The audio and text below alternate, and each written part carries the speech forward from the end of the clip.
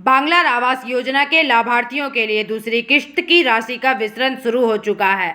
राज्य भर में इस कार्यक्रम का औपचारिक शुभारंभ मुख्यमंत्री शुभेंदु अधिकारी ने किया। उन्होंने वर्चुअल माध्यम से विभिन्न जिलों के लाभार्थियों को संबोधित करने के साथ ही दूसरी किश्त की राशि जारी करने की घोषणा की है।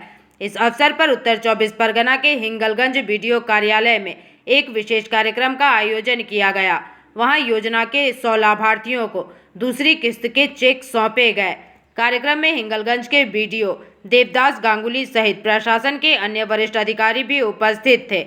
दूसरी किस्त की राशि मिलने से लाभार्थियों में खुशी का माहौल देखा गया। ইত্যাদি দোলাচলে তারা ছিলেন বা তাদের মধ্যে ভ্রম ঘটানো হয়েছিল। কারণ পশ্চিমবঙ্গে যত বেনিফিট সরকারি অর্থে দেওয়া হয় কখনো সরকারের নাম বলা হয় না। যেখানে ভারত সরকার প্রধানমন্ত্রী অন্ন সুরক্ষা যোজনা থেকে প্রধানমন্ত্রী আবাস যোজনা বর্ণ ধর্ম দলমত নির্বিশেষে দেন,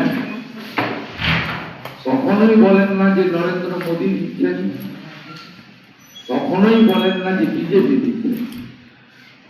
পশ্চিমবঙ্গে আমরা দেখে এসেছি যা হয়েছে, কখনো বলা হয়েছে এটা মমতা ব্যানার্জি দিয়েছেন, এটা তৃণমূল কংগ্রেস দিয়েছে, এটা তো দিদি করে গেছে, এটা তো পিসির স্কিম। তাই অনেক ভ্রম আপনাদের মধ্যে ছিল যে কমপ্লিট করতে পারবো কিনা। কিন্তু আমাদের সরকার, এনডিএ বিজেপি সরকার 21টা রাজ্যে এবং দেশে যেভাবে চলে আমরা সেইভাবে চলি, আমরা আলাদাভাবে চলি না। তাই আজকে 10,20,379 জন লাভার্থী তাদের গৃহ নির্মাণের যে দ্বিতীয় কিস্তি অর্থাৎ ফাইনাল কিস্তির টাকা 60,000 করে পেলেন, যা সম্পূর্ণ করলে 6,000 কোটি টাকার বেশি হয়। এটা প্রদানের মধ্য দিয়ে প্রমাণ হয়েছে যে নরেন্দ্র মোদীজির যে সংকল্প বিকাশ, উন্নয়ন এবং বিকশিত ভারত তখনই সম্পন্ন হবে যখন বিকশিত পশ্চিমবঙ্গ হবে। নতুন সরকার এসে 60,000 টাকা অনুরোধ করলে কি বলবেন আর কি ভাবছেন? দেখুন, আমাদের যে বিগত দিনে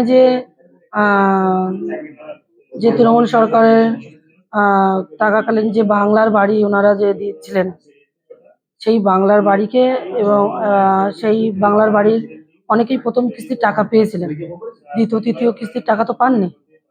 আমাদের সেই প্রথম কিস্তি টাকা পাওয়া যে বেনিফিশিয়ারিগুলো 100 জনের, আমরা 100 জন আজকে 100 জনের হাতে তুলে দিলাম।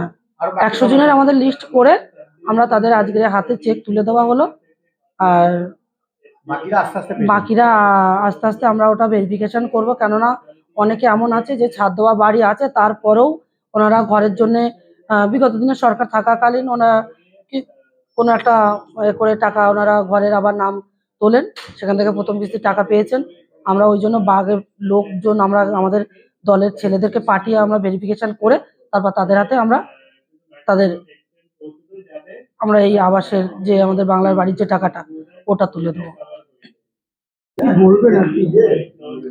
আজকে আমাদের নতুন সরকারের বাংলার বাড়ি যেটা ছিল সেটা পশ্চিমবঙ্গ বাড়ি নাম দেওয়া হয়েছে এবং দ্বিতীয় কিস্তির টাকা যে সমস্ত উপভোক্তা পাওয়ার যোগ্য তাদের আমরা এনকোয়ারি করে এবং যারা বাড়ি করেছে তাদের নামটা আজকে লিস্টে ছিল, তাদের হাতে চেক তুলে দেওয়া হলো। মাননীয় মুখ্যমন্ত্রী ভার্চুয়ালি কানেক্টেড ছিলেন এবং আমাদের এখানে মাননীয় বিধায়িকা উপস্থিত ছিলেন। তার নেতৃত্বে আমরা আজকে একটা অনুষ্ঠানের মাধ্যমে যে সমস্ত বেনিফিশিয়ারি সেকেন্ড কিস্তি পাবে তাদের হাতে চেক তুলে দেওয়া হবে। Bureau report, PVTV news.